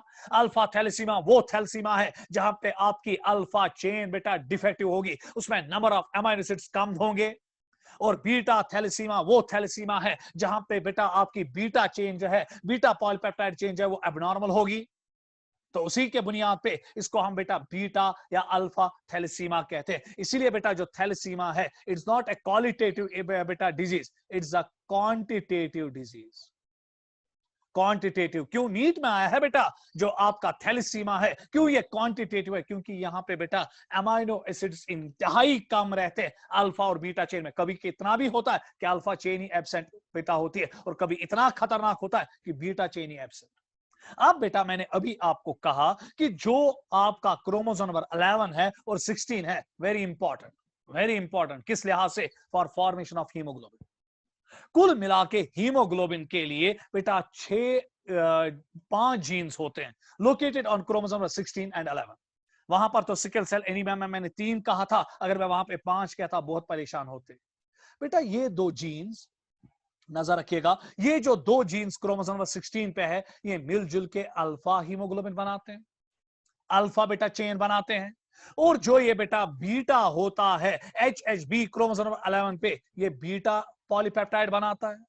और जो ये बेटा अल्फा HB डेल्टा होता है, ये डेल्टा पॉलीपेप्टाइड चेन बनाता है। और जो ये बेटा गामा होता है, ये शब्द बेटा गामा पॉलीपेप्टाइड चेन बनाता है। अब क्वेश्चन उठेगा, सर से ऐसे वुन पोर कि हीमोग्लोबिनस में खाली अल्फा तो बीटा चेन, फिर ये कहां से आई डेल्टा चेन और गामा चेन? यहां पर बेटा मेरे साथ आप सारे बच्चे नजर रखोगे, एक इंतहाई इंपॉर्टेंट पॉइंट बेटा मैं यहां पे आपको समझाने जा रहा हूं, उस पर बेटा आप बहुत ज्यादा नजर रखिएगा। हीमोग्लोबिन बेटा 3 किस्म का होता है, प्लीज बेटा नजर रखिएगा। हीमोग्लोबिन बेटा अब हमें 3 किस्म का मिलता है, इस पे आपको नजर रखनी पड़ेगी। पहला हीमोग्लोबिन, मेहरबानी करके यहां पे नजर रखिएगा, एक हीमोग्लोबिन जो हमें फीटस में मिलता है। फीटस में जो हीमोग्लोबिन होता है तच बराबर इथे पोरोफायरिन बेटा पोरफायरिन इस पोरफायरिन के साथ बेटा अल्फा, इसके साथ अल्फा, मगर इसके साथ गामा और इसके साथ गामा। वहां पे डेल्टा चेन के बजाय जब हम मां के यूट्रस में होते हैं वहां पे कौन सी चेन होती है? गामा। क्यों? क्योंकि फीटल हीमोग्लोबिन जो होता है उसमें ऑक्सीजन कैरिंग कैपेसिटी ज्यादा होती है as compare to that of our haemoglobin जो पैदा होने के बाद होता है, क्योंकि उसमें बेटा गामा चेन होती है। मगर पैदा होने के बाद बेटा अब अगर मैं यहां पे सीधे एडल्ट लूंगा, ये था मां के यूट्रस में जब थे हमारा हीमोग्लोबिन अल्फा अल्फा और गामा गामा चेन लेकर चलता है। मगर जब हम बेटा अब पैदा होते हैं, पैदा होने के बाद हमारा हीमोग्लोबिन जो होता है, प्लीज बेटा नजर रखिएगा, उसमें बेटा अगर हम देखेंगे वो 2 किस्म का होता है। एक में बेटा शाबाश अल्फा अल्फा बीटा बीटा, ये 97% होता है ये हीमोग्लोबिन, और 3% हीमोग्लोबिन हम में ऐसा होता है जिसमें बेटा शाबाश ऐसे होता है अल्फा अल्फा शाबाश शाबाश शाबाश डेल्टा डेल्टा। तो क्या मैं हक के साथ बोलूं बेटा, हमारे पास जो खून आपके बेटा ब्लड वेसल्स में इस टाइम चल रहा है उसमें जो आरबीसीज है, आरबीसीज में 2 किस्म का हीमोग्लोबिन है। 90% haemoglobin alpha alpha beta beta polypeptide chain लेकर चलता है, और 3% बेटा हीमोग्लोबिन ऐसा है जो alpha alpha delta delta chains लेकर चलता है। तो इसीलिए बेटा इन डेल्टा चेन्स बनाने के लिए जीन कहां पे लोकेट है? क्रोमोसोम नंबर 11 पे। और बेटा शाबाश बीटा जीन के लिए, जो बीटा चेन के लिए जो जीन है बेटा कहां पे प्रेजेंट है? क्रोमोसोम नंबर 11 पे। और अल्फा के लिए कहां पे प्रेजेंट है बेटा? On the chromosome number 16। क्या मैं हक के साथ बोलूं कि जो ये बेटा एच बी गामा है, ये जीन बेटा खाली फीटल स्टेज में काम करता है, फीटल स्टेज के बाद ये इनएक्टिव होता है। तो आफ्टर बर्थ फिर बेटा खाली एक तो HbA1 HbA2 HbB और Hb डेल्टा काम करता है। Hb डेल्टा भी बहुत काम करता है, क्योंकि Hb डेल्टा जो है, डेल्टा बेटा जो चेन है वो खाली 3% हीमोग्लोबिन में हमें मिलती है, 90% में बेटा अल्फा अल्फा बीटा बीटा होता है। तो यही तो यहां पे लिखा है, thalassaemia is a group of inherited autosomal recessive genetic disorders of haemoglobin since is characterised by a reduced और एब्सेंट ऑफ वन और more of the globulin chains of haemoglobin. इसीलिए बेटा ये क्वांटिटेटिव जेनेटिक डिसऑर्डर है। In adult, 97% hemoglobin contains 2 alpha and 2 beta chains, go HbA, and 3% hemoglobin contains 2 alpha and 2 shabba beta delta polypeptide chains. इस hemoglobin को हम कहते हैं HbA2। हमारे पास 2 किस्म के hemoglobin होते हैं, HbA and HbA2। Alpha polypeptide chains are encoded by HbA gene located on chromosome number 16, textbook, while as beta polypeptide chains are encoded by HbB genes located on chromosome number 11। इस point को बेटा encircle कीजिएगा, ये बहुत important है आपके NEET के लिए, और आपकी टेक्स्ट बुक में लिखा है in foetal haemoglobin there are 4 polypeptide chains, 2 alpha and 2 gamma, और फीटल हीमोग्लोबिन को हम नाम देते हैं HbF। मां के यूट्रस में जब हम होते हैं हमारे पास HbF होता है, और जब हम पैदा होते हैं फिर हमारे पास 97% HbA और 3% HbA2 होता है। चले बेटा इसका स्क्रीनशॉट लीजिएगा, बहुत इंपॉर्टेंट स्लाइड है, बहुत इंपॉर्टेंट। आगे बढ़ेंगे, चले बेटा देयर आर 3 टाइप्स ऑफ थैलेसीमा। अब बेटा कुल मिला के 3 किस्म की थैलेसीमा हमें एनकाउंटर होती है, अल्फा थैलेसीमा, बीटा थैलेसीमा एंड डेल्टा। ये याद रखने की जरूरत नहीं है बेटा, खुद अब आपको होगे अल्फा थैलेसीमा में कौन सा पॉलीपेप्टाइड डिफेक्टिव होगा? अल्फा। कौन सी चेन डिफेक्टिव होगी? अल्फा। बीटा में कौन सी? बीटा। और गामा में बेटा डेल्टा में कौन सी? डेल्टा। मगर डेल्टा हम इसलिए नहीं पढ़ रहे हैं क्योंकि हीमोग्लोबिन महज 3% होता है, इसलिए बेटा अगर ये म्यूटेशन होगी भी, अगर ये डिफेक्ट होगा भी, इसमें सिम्टम्स निकल के नहीं आते, ये हमें ज्यादा परेशान नहीं करता, मगर ये दो थैलेसीमा हमें बहुत परेशान करते हैं, क्योंकि 97% बेटा जो हीमोग्लोबिन होता है उसमें अल्फा अल्फा बीटा बीटा और 3% में अल्फा अल्फा और डेल्टा डेल्टा होता है। सो अगर अल्फा थैलेसीमा है, दोनों हीमोग्लोबिन को चोट पहुंचेगी, HbA को भी और HbA2 को भी। क्लियर हुआ? क्योंकि अल्फा चेन्स HbA में भी है और HbA2 में भी। मगर अगर किसी को बीटा थैलेसीमा है तो खाली चोट पहुंचेगी HbA को। और चोट पहुंचेगी क्यों? क्योंकि 97% है। चले बेटा, सबसे पहले अब देखेंगे अल्फा थैलेसीमा। स्क्रीनशॉट लीजिएगा इसे। Alpha thalassemia result when there is disturbance in production of alpha globulin due to mutation of one or all the 4 HbA genes. वारा थो ख्याल बेटा, यह टेक्स्ट बुक लिखुत खुदा खतर थो नजर है बेटा, अल्फा चेन खतर 4 जीन रेस्पॉन्सिबल। चले बेटा, ये मां से, ये बाप से, ये मां से, ये बाप से, कुल मिला के कितनी कॉपीज है यहां पर बेटा? 4। each human haploid cell contains 4 diploid लिखिए यहां। सो बेटा कितनी कॉपीज है अल्फा जीन के लिए? 4। 2 HbA एंड 2 HbA2। इस पॉइंट को बेटा आप नीट के लिए याद रखेंगे। Thus 2 gene loci and 4 alleles exist। Gene loci, ये मां का, ये बाप का, ये मां का, ये बाप का। अलील्स कितने बेटा? 4। 1 2 3 4। अब अगर बेटा हम देखेंगे 4 अलील्स है या 4 जीन्स है, सारे अगर नॉर्मल है, ऑल नॉर्मल, तो कोई पंगा नहीं। अगर बेटा इनमें 3 नॉर्मल है और 1 डिफेक्टिव, अगर बेटा 2 नॉर्मल है 2 डिफेक्टिव, अगर 1 नॉर्मल है 3 डिफेक्टिव, और अगर बेटा कोई नॉर्मल नहीं 4 defective, so at that time disease भी उतना खतरनाक रुख दिखाती जाएगी। इसीलिए बेटा अल्फा थैलेसीमा, इसका स्क्रीनशॉट पहले लीजिएगा। अल्फा थैलेसीमा को जब हम बेटा डिस्कस करेंगे, पहले इसका स्क्रीनशॉट लीजिएगा, मुझे स्लाइड चेंज करना है। आप जरा बेटा गौर से देखिएगा, जब मैं इसको अब देखूंगा, गौर से देखिएगा। अगर किसी में एक जीन, कितने कुल मिला के? 4। अगर किसी में एक जीन डिफेक्टिव है, 3 क्या है बेटा? नॉर्मल, तो ये साइलेंट कैरियर है, इसमें कोई सिम्टम नहीं आएगा। अगर बेटा किसी में 2 डिफेक्टिव है, 2 क्या है? नॉर्मल, तो इसको माइनर अल्फा थैलेसीमा कहते हैं, तो इसमें माइनर एनीमिया होगा, काम ज्यादा प्रॉब्लम नहीं आएगी। उसके बाद अगर किसी में 3 अलील्स डिफेक्टिव होंगे, 1 नॉर्मल होगा, इसको मेजर अल्फा थैलेसीमिया होगा, mild to moderate anaemia and may lead to normal life. ये भी बेटा नॉर्मल लाइफ गुजारेगा, पर इसमें एनीमिया होगा ठीक ठाक।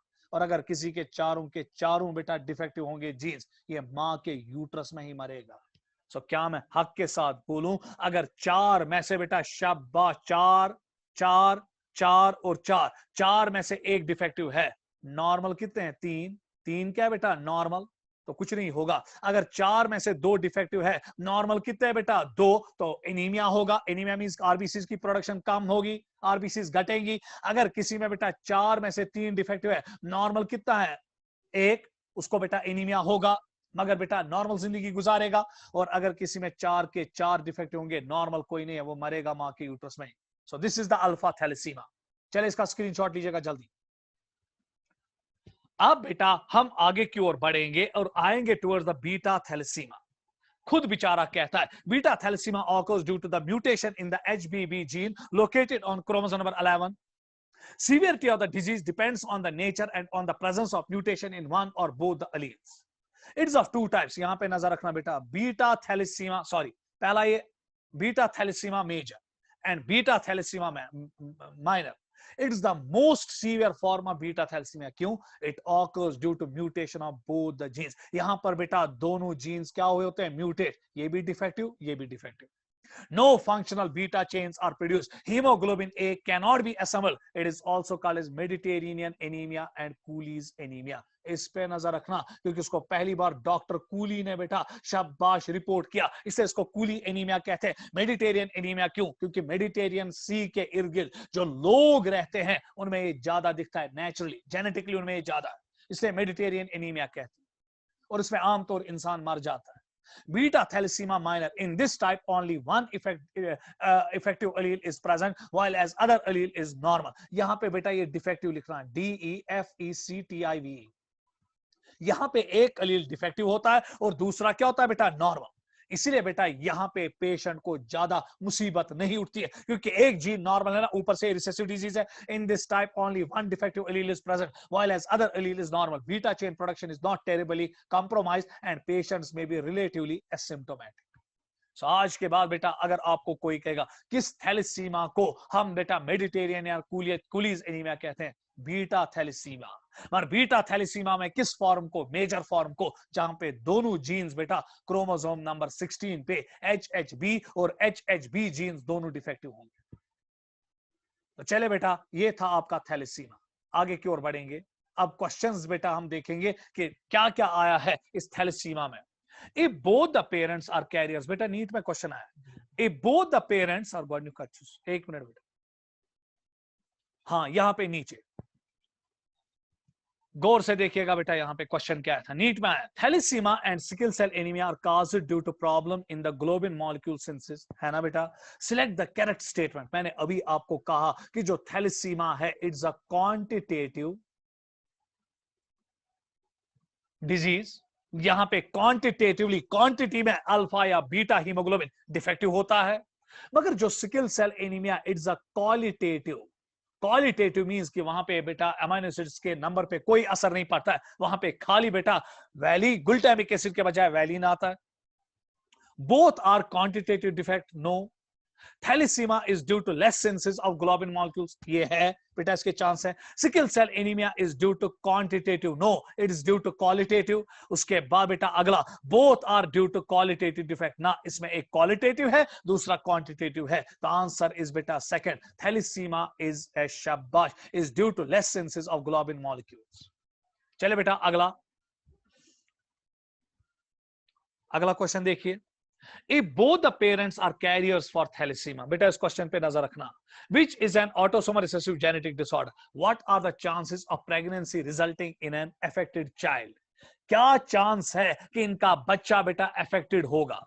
आप जरा बेटा गौर से देखिएगा. मैं वरना तो रात autosomal recessive और बेटा यहाँ पे है ना, if both the parents are carrier, that means yes ना, capital A into capital A small a into capital A small a, क्योंकि ये कैरियर्स है ना, खुद बेचारा कहता है. क्योंकि ऑटोसोमल रिसेसिव डिजीज में मैंने कहा था ना कैरियर होता है कैपिटल ए स्मॉल ए. अगर डिजीज होगी तो स्मॉल ए. अगर बेटा शाबाश डिजीज नॉर्मल होगा तो कैपिटल ए. अब जब हम बेटा यहाँ पे इसका क्रॉस करेंगे आएगा ना कैपिटल ए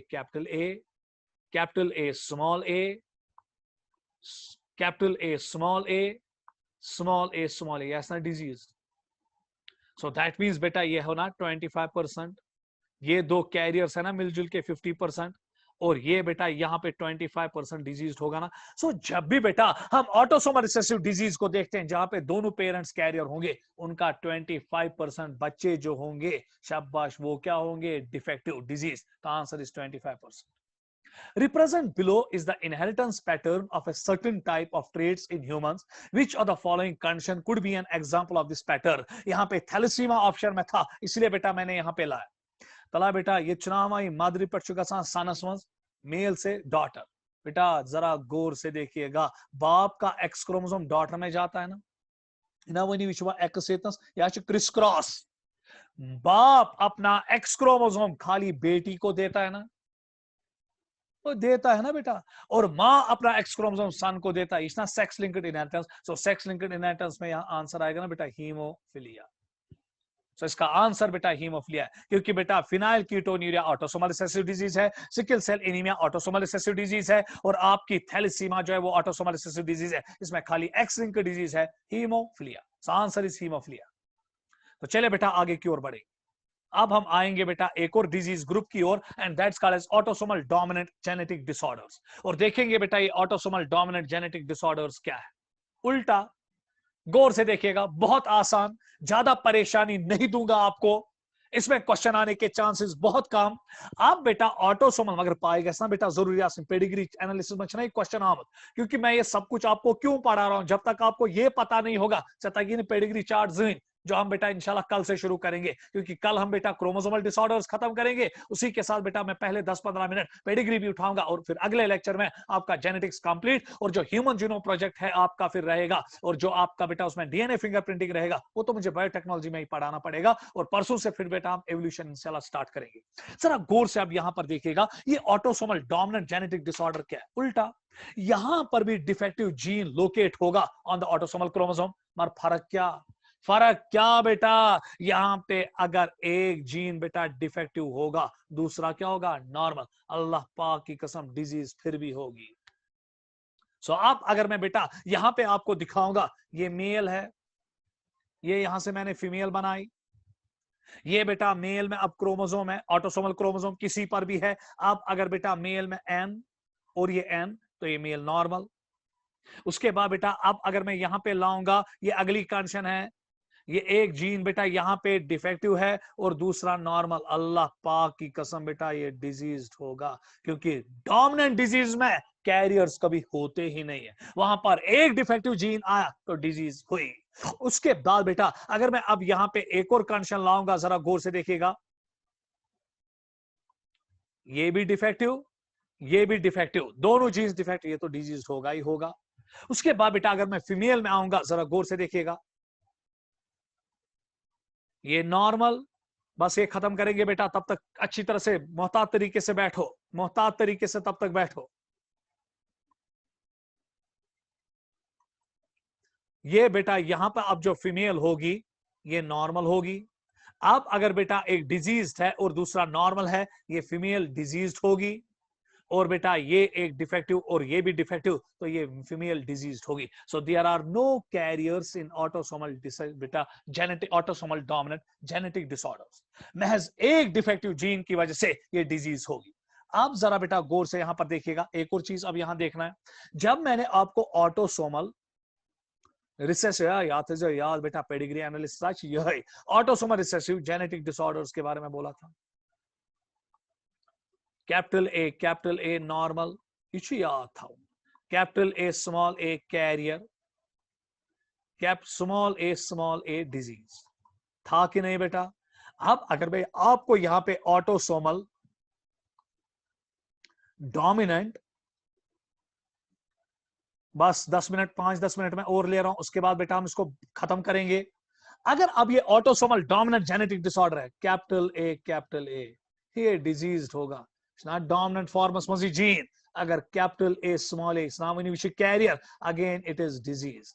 और यहां पर बेटा स्मॉल ए नॉर्मल होता है। ये ही याद हो, ये चीज ये याद हो, अल्लाह पाक की कसम पेडिग्री एनालिसिस उसके मुट्ठी में आ गई। ऑटोसोमल रिसेसिव जेनेटिक डिसऑर्डर में कैपिटल ए नॉर्मल, जब दोनों जीन्स डोमिनेंट फॉर्म में होंगे normal. Capital A carrier, small A disease, जब दोनों जीन्स बेटा डिफेक्टिव फॉर्म में आएंगे, म्यूटेटेड फॉर्म में आएंगे, तब डिजीज आएगी। मगर यहां पर बेटा capital a disease, capital a disease और स्मॉल ए नॉर्मल। यह तुलुतु फोटो शॉट स्क्रीन, ये इंपॉर्टेंट पॉइंट है बेटा मेरे लिए। चलिए आगे बढ़ेंगे। चलिए अब यहां पर देखिएगा इसका साइटोजेन बेटा हम पैटर्न ऑफ इनहेरिटेंस पढ़ेंगे, उसी के साथ ये खत्म होगा। Autosomal dominant disorders are coded by genes located on the autosomal chromosome और नॉन एलोसोमिक क्रोमोसोम। याद हो, both males and females possess 2 copies of genes for autosomal linked inheritance, ये आपको पता है। Autosomal dominant disorders arise even if a person possess a single defective copy of the gene. If only one copy of a gene is mutated and other copy is normal, individual is said to be affected. यही तो फर्क है recessive or dominant disease में। In this condition, normal copy of the gene cannot compensate for the defective copy, thus shows disease or disorder. Its pattern of inheritance is similar to X-linked dominant disease. However, affected males in X-linked dominant affects only daughters, but in autosomal dominant disease, affected males can affected both. Shabash, affected father can affected both daughters as well as sons. क्योंकि x-linked dominant में आप देख लेते हैं, अगर बाप बीमार होता था तो उसकी खाली बेटियां बीमार होती थी, बेटे नहीं। मगर बेटा अगर ये ऑटोसोमल डोमिनेंट डिजीज, बाप बीमार है, ये अपनी बेटियों को भी बीमार करेगा और बेटों को भी। This is the difference between the x-linked dominant और बेटा ऑटोसोमल डोमिनेंट। चले इसका स्क्रीनशॉट लीजिएगा, जल्दी इसका स्क्रीनशॉट लीजिएगा बेटा। तो अगला, in autosomal dominant disorders phenotype appears in every generation. ये क्या होता है, ये मैं पेडिग्री में आपको सिखाऊंगा। Unaffected parents normally do not transmit phenotype to children. कैसे? जब बाप और मां को कोई बीमारी नहीं है तो बेटा बच्चे में कभी बीमारी नहीं आएगी, और रिसेसिव डिजीज में आ सकती है क्योंकि वहां मां बाप कैरियर हो सकता है। ये पची carrier concept. Males and females equally like to transmit the trait to children of either sex. इसमें कोई परेशानी नहीं। Both male as well as female carriers are absent. Disease is equally expressed in both males as well as females. ये point बेटा आप screenshot लीजिएगा, बहुत important है। आगे बढ़ेंगे, नजर बराबर, नजर बराबर। Examples of autosomal dominant diseases are Huntington's chorea, myotonic muscular dystrophy। यह पॉइंटर्स पर चुदा, ये बेटा नीट की दावेदारी करता है। क्यों? क्योंकि आपकी टेक्स्ट बुक ने पेडिग्री एनालिसिस में बेटा एक डायग्राम बनाई है और उसके नीचे लिखा है मायोटोनिक मस्कुलर डिस्ट्रॉफी। आगो Duchenne's muscular dystrophy. Duchenne's muscular dystrophy is a X linked recessive disease. ये है myotonic muscular dystrophy. Myotonic muscular dystrophy is a autosomal dominant disease. समझ में आ गया? इस पे मैं दाव लगा रहा हूं बेटा, इसके नीट में आने के चांस है क्योंकि आपकी टेक्स्ट बुक ने ये पेडिग्री चार्ट में लिखा है। बस बेटा इस डिजीज को आप याद रखेंगे, किसमें बेटा? Autosomal dominant disease. ये थे तो याद। चलिए बेटा स्क्रीनशॉट जल्दी जल्दी लीजिएगा, ये क्वेश्चंस अब आज घर में आप खुद करेंगे। चलिए बेटा स्क्रीनशॉट लीजिएगा इसका। अब बेटा ऑटोसोमल डोमिनेंट डिजीज में mother disease and father disease. That means कि बेटा अगर मदर डिजीज है तो होमोजाइगस है, यहां पे लिखा गया ऐसा कैपिटल ए, क्योंकि डिजीज में बेटा कैपिटल है ना। अगर ये हेटेरोजाइगस होता तो फिर मैं लिखता कैपिटल ए स्मॉल है। तो बेटा फादर भी डिजीज है, सूचना होमोजाइगस फिर तो क्रॉस अतीना capital A capital A capital A capital A capital A capital A capital A capital A, all are disease. चले बेटा इसका स्क्रीनशॉट लीजिएगा, जल्दी जल्दी स्क्रीनशॉट लीजिएगा। अगला आगे बढ़ेंगे, शाबाश। देखिए अब मदर अफेक्टेड है, होमोजाइगस है, होमोजाइगस है तो कैपिटल ए। बाप नॉर्मल है तो आएगा ना स्मॉल ए नॉर्मल। अच्छा ना उल्ट ऑटोसोमल रिसेसिवस में जो स्मॉल ए ऐसा डिजीज, ये स्मॉल ए नॉर्मल डोमिनेंट। तो चलिए बेटा यहां सारे आएंगे ना, capital A small A capital A small A capital A small A capital A small A, आया कि नहीं? ये सारे बेटा डिजीज होंगे। आगे बढ़िए, इसका स्क्रीनशॉट लीजिएगा जल्दी। चले बेटा अगला, अब मां हेटेरोजाइगस है और बाप नॉर्मल है, आएगा ना कैपिटल ए स्मॉल ए। मगर डिजीज है मदर, मगर किस कंडीशन में बेटा? हेटेरोजाइगस। बाप स्मॉल ए आती ना बेटा capital A small A capital A small A small A small A small A small A. So 50% बेटा यहां डिजीज होंगे और 50% यहां नॉर्मल होंगे। लीजिए इसका स्क्रीनशॉट जल्दी, आगे की ओर बढ़ेंगे। चलिए mother normal and father homozygous affected, ये ना मदर स्मॉल ए और ये कैपिटल ए आएगा, आपको करना। लीजिए इसका स्क्रीनशॉट जल्दी। अगला, अब मदर नॉर्मल और फादर हेटेरोजाइगस, ये ना small A capital A small A, है ना बेटा? शीशी का था। चले बेटा उसके बाद ये mother heterozygous and father heterozygous, आई थी ना capital A small A, cross कीजिएगा। इसी के साथ बेटा आपकी ऑटोसोमल डोमिनेंट डिजीज भी क्लियर हो गई। तो कल के लेक्चर में बेटा अब 2 लेक्चर्स लगेंगे आपके जेनेटिक्स में।